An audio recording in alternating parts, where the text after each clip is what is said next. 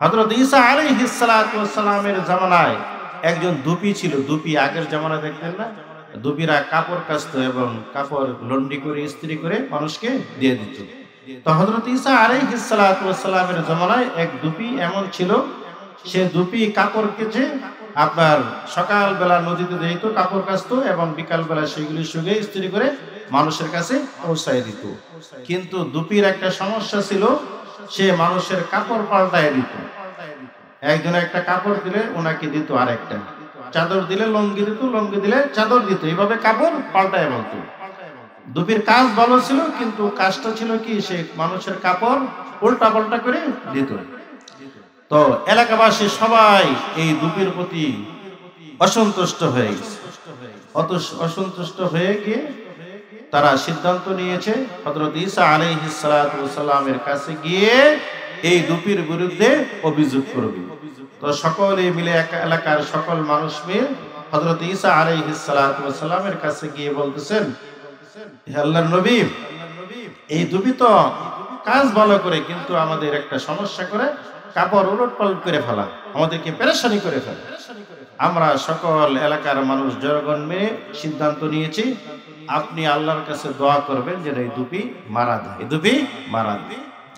হযরত ঈসা আলাইহিস সালাতু ওয়াস সালাম চিন্তা করে বললেন যে ঠিক আছে, আমি আল্লাহর কাছে দোয়া করব। আর হযরত ঈসা আলাইহিস সালাতু ওয়াস সালামের দোয়ার সাথে সাথে কি হতেন? কবুল হইতেন। তো মানুষে গিয়ে বলছে এই দুপি যেন মারা যায়, তার জন্য দোয়া করার জন্য। তো হযরত ঈসা আলাইহিস সালাতু ওয়াস সালামের কাছে গিয়ে সকল মানুষ গিয়ে অভিযোগ করছে এবং বলছে যে সেই দুপি যেন আজকেই মারা যায়, আজকে যেন মারা যায়। তো এই দুপি সকালবেলা সে কাপড় কাচার জন্য নদীতে যাইতো, কাপড়ের গাঁঠি মাথায় নিয়ে যাইতো এবং সাথে করে খাবারও নিয়ে যেত। তো সকালবেলা এই দুপি কাপড়ের গাঁঠি মাথায় করে নিয়ে যেতেছে, সাথে কিছু নাস্তাও নিয়েছে, কিছু রুটি নিয়েছিল, কিছু নিয়েছিল রুটি। তো কাপড়ের গাঁঠি মাথায় নিয়ে যাইতেছে, সামান্য দূর অগ্রসর হইতেই একজন ভিখারি এসে বলতেছে যে ভাই, আল্লাহর রাস্তায় কিছু খাবার দেন, আমার খুব ক্ষুধা পেয়েছে, আমি সারাদিন খাই না, কিছু খাবার দেন। তো এই দুপির খুব দয়া হলো, সে কি করলো, তার পোটলার থেকে একটা রুটি বের করে দিল। দুপির একটা পোটলার থেকে রুটি বের করে দিল। এই ফকির খায়া সে দোয়া করতেছে, হে আল্লাহ, আজকে আমার এই ক্ষুধা যিনি নিবারণ করলো, আমার অনেক ক্ষুধা পেয়েছিল, একটা রুটি দিয়েছে, সেই রুটির কারণে আমি খেয়েছি। হে আল্লাহ, তুমি দুপির সমস্ত বালা মুসিবত তুমি দূর করে দাও। বলে সুবহানাল্লাহ। এই দুপি খুশি হয়ে গেছে, খুশি হয়ে কি করছে, আরেকটা রুটি এই ফকিরকে দিয়ে দিছে, ফকিরকে দিয়ে দিছে। এবার সেই ফকির এই দ্বিতীয় রুটিটা খায়াও সে তার মন খুশি হয়ে গেছে, বলতেছে যে হে আল্লাহ, তুমি এই দুপির সমস্ত গুনাহ তুমি মাফ করে দাও। বলে সুবহানাল্লাহ। এই দুপি বেটার আরো বেশি দয়া হলো, আরেকটা রুটি ছিল পুটলার মধ্যে, এটাও সাথে সাথে বের করে দিয়ে দিছে। তখন 3 নম্বর রুটি খায়াও সেই ফকির বলতেছে যে হে আল্লাহ, আমার এই রুটি খাওয়ার পরে আমি তৃপ্তি সহকারে খেয়েছি, হে আল্লাহ, আমার মনটা ভরে গেছে, হে আল্লাহ, তুমি এই দুপির হায়াত তুমি বৃদ্ধি করে দাও, হায়াত তুমি বাড়ায়া দাও। আল্লাহ পাক রব্বুল আলামিন এই ফকিরের দোয়া কবুল করেছেন। বলে সুবহানাল্লাহ। দোয়া কবুল করেছেন। কি হয়েছে, এই দুপি 3টা রুটি নিয়েছিল, সব রুটি দান করে দিয়েছে। দান করার পরে সে নদীতে গিয়ে কাপড় কাচতেছে, কাপড় কাচা বিকালবেলা সেই কাপড়ের গাঁটটি নিয়ে এলাকায় আসতেছে। এলাকায় যখন সেই দুপি আসতেছে, তখন সকল মানুষ একত্রিত হয়ে বলতেছে যে কি ব্যাপার, আমরা তো হযরত ঈসা আলাইহিস সালাতু ওয়াস সালামের কাছে গিয়ে বললাম যেন এই দুপির জন্য দোয়া করে, দুপি যেন আজকেই মারা যায়, সেই জন্য এলাকায় না আসতে পারে। তো এই দুপিকে দেখে সকল মানুষ অস্থির হয়ে গেছে। আলহামদুলিল্লাহি ওয়াহদা ওয়াসসালাতু ওয়াসসালামু আলা মান লা নাবিয়্যা বা'দা। فقد قال الله تعالى في كلامه المجيد وفرقانه الحميد. أعوذ بالله من الشيطان الرجيم. بسم الله الرحمن الرحيم. إنما يعمر مساجد الله من آمن بالله واليوم الآخر وأقام الصلاة وآتى الزكاة ولم يخش إلا الله فعسى أولئك أن يكونوا من المهتدين. وقال النبي صلى الله عليه وسلم من بنى لله مسجدا بنى الله له بيتا في الجنة أو كما قال النبي صلى الله عليه وسلم. وقال تعالى في شان حبيبه إن الله وملائكته يصلون على النبي يا أيها الذين آمنوا صلوا عليه وسلموا تسليما. সকলে একটু দুরূদ শরীফ পড়ি। اللهم صل على محمد وعلى آل محمد كما صليت على إبراهيم وعلى آل إبراهيم إنك حميد مجيد. بلغ العلا بكماله كشف الدجى بجماله حسنت جميع خصاله صلوا عليه وآله. أما بعد قالوا سبحانك لا علم لنا إلا ما علمتنا إنك أنت العليم الحكيم. صدق الله المولانا العظيم. বাইতুল মামুর নতুন জামে মসজিদের উদ্যোগে আজকের বিশাল ওয়াজ মাহফিলের প্রধান অতিথি, যিনি ইতিমধ্যেই আপনাদের সামনে তিনি তার মূল্যবান আলোচনা পেশ করেছেন এবং বাইতুল মামুর জামে মসজিদের ভিতরে যে 4টি কাতারের টাইলস ইতিমধ্যে তিনি ঘোষণা করেছেন, টাইলসগুলি তিনি করে দিবেন। আজকের এই মাহফিলের প্রধান বক্তা, সারা বাংলায় আলোড়ন সৃষ্টিকারী বক্তা, আমার অত্যন্ত মহব্বতের ভাই হযরত মাওলানা মুফতি আমদাদুল হক সালিহি, খতিব শাহী জামে মসজিদ কালিয়াপুর গাজীপুর, এবং বিশেষ করে আমার অত্যন্ত মহব্বতের আরেক ভাই, আপনাদের কৃতি সন্তান হযরত মাওলানা মুফতি জয়নুল আবেদিন সাহেব, ইমাম ও খতিব মোল্লাবাড়ি জামে মসজিদ সাভার ঢাকা, এবং যার আহ্বানে আজকে আমরা এখানে একত্রিত হয়েছি গাজীপুর থেকে, আমার অত্যন্ত স্নেহের ছোট ভাই, সর্বক্ষণ যে আমাদের সাথে সদা সর্বদাই পরামর্শ এবং একসাথে আমরা চলাফেরা করি, আপনাদের কৃতি সন্তান জনাব মোহাম্মদ শরীফুল আলম তোফায়েল, তার আহ্বানে মূলত আমরা আজকে গাজীপুর থেকে এখানে একত্রিত হয়েছি।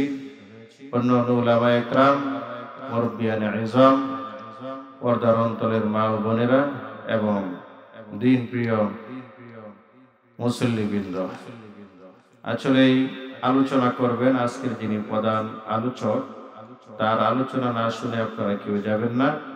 জয়নুল আবেদিন ভাই আলোচনা করবেন এবং আমদাদুল হক সালি ভাই আলোচনা করবেন।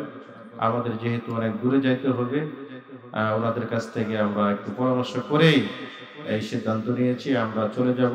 এরপরে ওনারা আলোচনা করবেন, আলোচনা শেষ করে ইনশাল্লাহ আপনারা বিদায় নেবেন আখির মোনাজাত করে। এটাই আপনাদের কাছে আমার বিশেষ রিকোয়েস্ট এবং অনুরোধ রইল। সম্মানিত উপস্থিতি, আল্লাহ পাক রব্বুল আলামিন আমাদেরকে আজকের এই মহতি অনুষ্ঠানে আজিমুস শান মাহফিলে উপস্থিত হওয়ার তৌফিক দিয়েছেন। এজন্য আমরা সকলেই মহান রব্বুল আলামিনের দরবারে শুকর আদায় করি, সকলে বলি আলহামদুলিল্লাহ। সম্মানিত উপস্থিতি, আজকের মাহফিলটা একটু ব্যতিক্রম ধর্মী মাহফিল মনে হলো। এই জন্য বললাম কথাটি যে আজকের মাহফিলে আমরা যারা দূরে থেকে আসছি, আমাদের আসার একটা উদ্দেশ্যই হলো যে এই যে আপনাদের এই মসজিদ বাইতুল মামুর নতুন মসজিদ, এই মসজিদটা অত্যন্ত জরাকীর্ণ ছিল, এবার এসে দেখলাম যে আলহামদুলিল্লাহ সাদ হয়েছে। বাকি নামাজ পড়া যায়, কিন্তু নামাজের পরিবেশের জন্য আরো কিছু কাজের প্রয়োজন। সেই কাজ ইতিমধ্যেই মঞ্চে যারা উপস্থিত হয়েছেন ইতিমধ্যেই প্রত্যেকেরই সাধ্য অনুযায়ী তারা তাদের দানের ঘোষণা দিয়েছেন।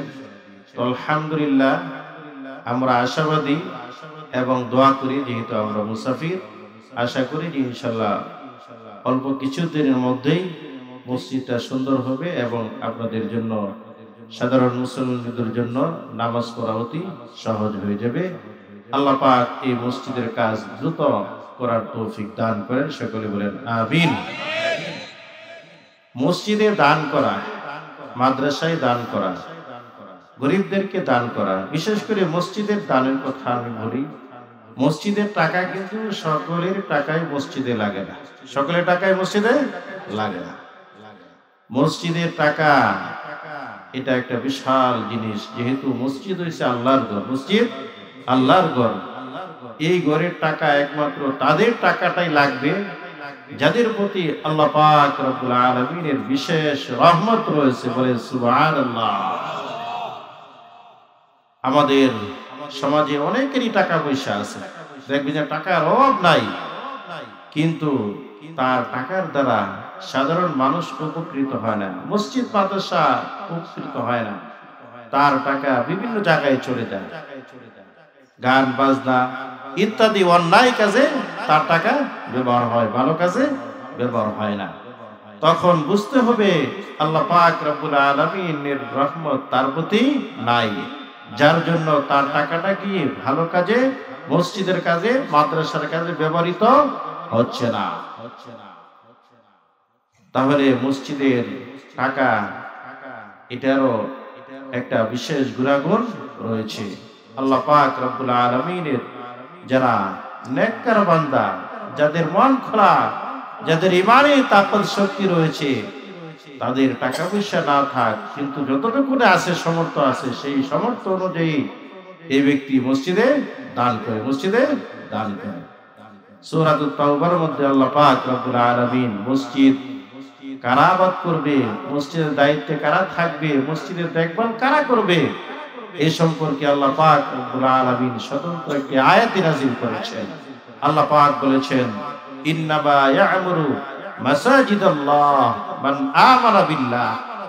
মসজিদের দেখাশোনা, মসজিদের আবাদ, মসজিদে মুসল্লিদের নামাজের আয়োজন ব্যবস্থা তারাই করে দিবে মান আমানা বিল্লাহ, যারা একমাত্র আল্লাহর প্রতি ঈমান এনেছে, আল্লাহর প্রতি ঈমান এনেছে, ওয়াল ইয়াউমিল আখির, আখিরাতের প্রতি ঈমান এনেছে। তাহলে আল্লাহর প্রতি ঈমান, আখিরাতের প্রতি বিশ্বাস যারা আছে, তারাই মসজিদের খেদমত করবে, তারাই মসজিদের মুসল্লিদের জন্য নামাজের আয়োজন ব্যবস্থা করে দিবে। ওয়া আকামাস সালাহ, নামাজ প্রতিষ্ঠা করবে, নামাজ প্রতিষ্ঠা করবে।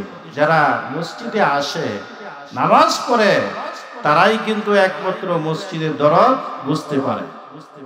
নামাজে আসে না, নামাজ আদায় করে না, মসজিদের ভিতরে আসে না, সে কিন্তু তার মধ্যে কিন্তু মসজিদের মায়া থাকবে না, মসজিদের মায়া থাকবে না।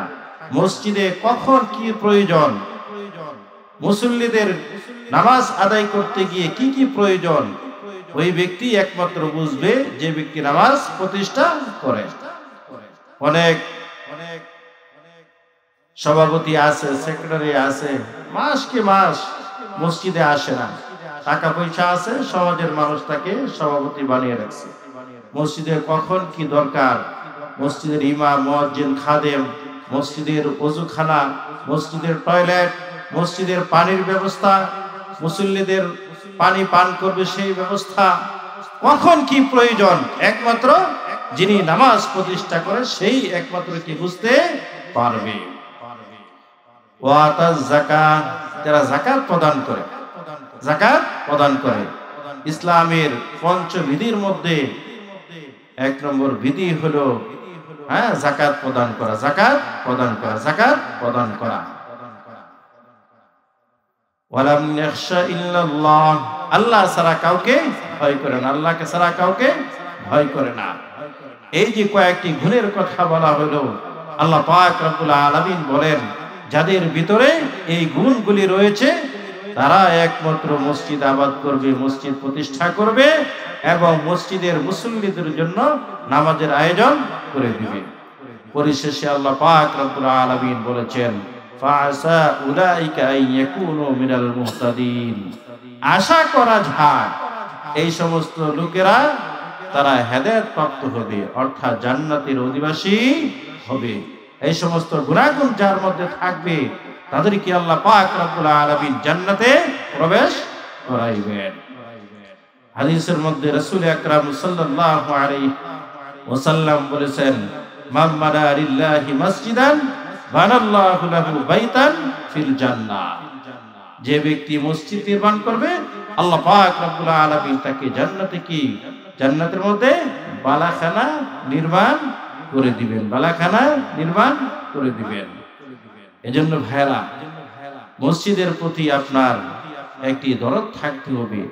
আপনার সামর্থ্য অনুযায়ী, যে আমাদের প্রধান অতিথি বলেছেন অত্যন্ত সুন্দর করে, কিন্তু তিনি বলেছেন অত্যন্ত সুন্দর করে বলেছেন, তিনি তো ভিতরে টাইলস সব দিয়ে দিবে, তারপরে বলছেন যে আপনারাও সেখানে একটু শরীক হন, আঙ্গুর ফল, ওই যে আপেল, এইগুলি না কিনে একটা টাইলসে, অর্থাৎ তার বলার উদ্দেশ্য এটাই ছিল যে আমি যদি সব দিয়ে দিই তাহলে তো আপনারা সেই সব থেকে মাহরুম হয়ে যাবেন।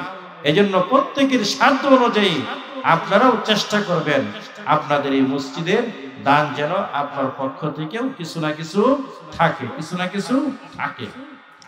দানের কিন্তু অনেক ফায়দা রয়েছে, অনেক ফজিলত, অনেক ফজিলত। আপনার বিপদ আপদ দূর হয়ে যায়। রাসূল করিম সাল্লাল্লাহু আলাইহি ওয়াসাল্লাম হাদিসের মধ্যে বলেছেন আস-সাদাকাতু তারুদ্দুল বালা, আপনার সমস্ত বালা মুসিবত আপনার দান করার দ্বারা কি হয়ে যায়, দূর হয়ে যায়, দূর হয়ে যায়। আপনি মুসিবতে পড়েছেন, দেখবেন আপনি কোনো না কোনো এক সময় দান করেছিলেন, আল্লাহ পাক রব্বুল আলামিন সেই দানের উসিলা আল্লাহ পাক কঠিন বিপদ থেকে আপনাকে হেফাজত করেন। দান করার অর্থ এটা নয় যে আপনাকে লাখ লাখ টাকা দান করতে হবে, বরং আপনার সাধ্য অনুযায়ী আপনি 10 টাকা পারেন, 5 টাকা পারেন, আপনি সাধ্য অনুযায়ী গরিব মিসকিন এতিম অসহায় মসজিদ মাদ্রাসা ভিখারি যখন যেই আপনার কাছে হাত পাতে আপনি সাধ্য অনুযায়ী দান করলেন, এই দানের দ্বারা আপনার তখন কাজে লাগবে যখন আপনার উপর কোনো মুসিবত এসে যায়। আল্লাহ পাক সেই মুসিবত কি করে দিবেন, দূর করে দিবেন। কে বলেছেন? আমাদের প্রিয় নবী হযরত মুহাম্মদুর রাসূলুল্লাহ সাল্লাল্লাহু আলাইহি ওয়াসাল্লাম তিনি বলেছেন দান করার দ্বারা মুসিবত দূর হয়ে যায়। একটি ঘটনা বলবো, এই ঘটনা বলেই আমার কথা আমি শেষ করবো অল্প সময়ের মধ্যে, 3-4 মিনিটের মধ্যে। দুপি বেটা সে কাপড়ের গাঁঠি নিয়ে এলাকায় উপস্থিত হয়েছে। তখন সকল মানুষ মিলে আবার হযরত ঈসা আলাইহিস সালাতু ওয়াস সালামের কাছে গিয়েছে। যাওয়ার পরে বলতেছেন যে হে আল্লাহর নবী, আপনার কাছে আমরা আবেদন করলাম যেন আপনি দোয়া করেন দুপি মারা যায়, কিন্তু দুপি তো মরল না, সে কাপড়ের গাঁঠি নিয়ে আমাদের এলাকায় আসছে, কি ব্যাপার? তো হযরত ঈসা আলাইহিস সালাতু ওয়াস সালাম একটু চিন্তায় মগ্ন ছিলেন, একটু চিন্তা করতেছেন যে কি ব্যাপার, আল্লাহর কাছে দোয়া করলাম, আল্লাহর কাছে দোয়া করলে তো সাথে সাথে কবুল হয়ে যায়, কিন্তু এই দুপি না মারা গিয়ে কেমনে আসলো? তো এলাকার মানুষকে বলবে ঠিক আছে, তোমরা কয়েকজন যাও, দুপিকে আমার কাছে নিয়ে আসো এবং তার কাপড়ে গাঁটপিটা সহ নিয়ে আসো। তো হযরত ঈসা আলাইহিস সালাতু ওয়াস সালাম দুপিকে বললেন যে কি ব্যাপার, তোমার জন্য দোয়া করেছিলাম, তুমি মারা যাবে, কিন্তু তুমি কেন চলে আসলে, কিভাবে চলে আসলে? তখন সেই দুপি কে বলতেছে যে হযরত ঈসা আলাইহিস সালাতু ওয়াস সালাম বুঝতে পারছেন যে ঘটনা পেশ কেসে, ঘটনা পেশ কেসে। তখন হযরত ঈসা আলাইহিস সালাতু ওয়াস সালামকে দুপিকে বললেন যে তোমার কাপড়ের গাঁটটিটা খোলো, কাপড়ের গাঁটটিটা খোলো। তো খোলার আগে বলছেন যে তুমি আজকে কি কি কাজ করছো একটু বলো তো দেখি। তো সেই দুপি তার সারা দিনের কাজের বিবরণ দিচ্ছেন। কি দিচ্ছেন? যে আমি সকালবেলা কাপড়ের গাঁটটি নিয়ে বের হয়েছি, আমি সাথে নাস্তা নিয়েছিলাম, 3টা রুটি নিয়েছিলাম। 3টা রুটি যখন নিয়েছি তখন একজন ভিক্ষুক এসে আল্লাহর রাস্তায় আমাকে খাবারের জন্য চাইছে, আমি একটা রুটি দিয়েছিলাম। তো একটা রুটি যখন দিয়েছি তখন সে আমার জন্য দোয়া করেছিল, আল্লাহ যেন আমার বালা মুসিবত দূর করে দেয়। এটাতে খুশি হয়ে দ্বিতীয় রুটিটাও আমি দিয়েছিলাম, তখন সে আমার জন্য দোয়া করেছিল, হে আল্লাহ এই দুপির পিছনের গুনাহ তুমি মাফ করে দাও। এটা আমি খুশি হয়ে আরেকটি রুটি দিয়েছিলাম, সে তখন দোয়া করেছিল, হে আল্লাহ এই দুপির হায়াত তুমি বৃদ্ধি করে দাও। হযরত ঈসা আলাইহিস সালাতু ওয়াস সালাম বুঝতে পারছেন আল্লাহ পাক রব্বুল আলামিন এই দুপির উপর বালা মুসিবত আসছিল, কিন্তু এই দুপি যখন দান করেছে, দানের কারণে আল্লাহ পাক রব্বুল আলামিন সেই বালা মুসিবত দূর করে দিয়ে তাকে হায়াত দারাজ করে দিয়েছেন। বলেন সুবহানাল্লাহ। তখন হযরত ঈসা আলাইহিস সালাতু ওয়াস সালাম বলছে যে ঠিক আছে, কাপড়ের গাঁটটিটা এখন খুলে দেখাও। কাপড়ের গাঁটটিটা খুলছে, খোলা মাত্রই দেখে একটি কালো সাপ, কাপড়ের গাঁটটির ভিতরে একটি কালো সাপ। সে সাপের মুখটা কাপড় দিয়ে বাঁধা। সাপের মুখ কি বাঁধা? কাপড় দিয়ে বাঁধা, কাপড় দিয়ে বাঁধা। তখন হযরত ঈসা আলাইহিস সালাতু ওয়াস সালাম বুঝতে পারছেন, তখন সেই সাপের জবান খুলে দিয়েছে আল্লাহ পাক রব্বুল আলামিন। তখন সেই সাপ বলতেছে যে আল্লাহ পাক রব্বুল আলামিন আমাকে এই দুপিকে দংশন করার জন্য পাঠিয়েছিলেন। আপনি যখন দোয়া করেছিলেন আল্লাহ পাক পাঠিয়ে দিয়েছিলেন যে আমি এই দুপিকে দংশন করি এবং সে যেন সাথে সাথেই মারা যায়, সাথে সাথেই মারা যায়। কিন্তু আল্লাহ পাক রব্বুল আলামিন আমাকে পাঠিয়েছিলেন সেই দুপিকে দংশন করার জন্য, কিন্তু এই দুপির কাজ সে দান করেছিল, দানের কারণে আল্লাহ পাক রব্বুল আলামিন হযরত জিবরাইল আলাইহিস সালাতু ওয়াস সালামকে আমার কাছে পাঠিয়ে দিয়েছেন। পাঠিয়ে হযরত জিবরাইল আলাইহিস সালাতু ওয়াস সালাম আমার মুখের মধ্যে কাপড় দিয়ে লাগাম লাগিয়ে দিয়েছে, যার দরুন আমি এই দুপিকে দংশন করতে পারি নাই। বলে সুবহানাল্লাহ। তাহলে ভাইরা দেখেন, দান করলে কি হয়? আল্লাহ পাক হায়াত বৃদ্ধি করে দেয় এবং বালা মুসিবত দূর করে দেয়।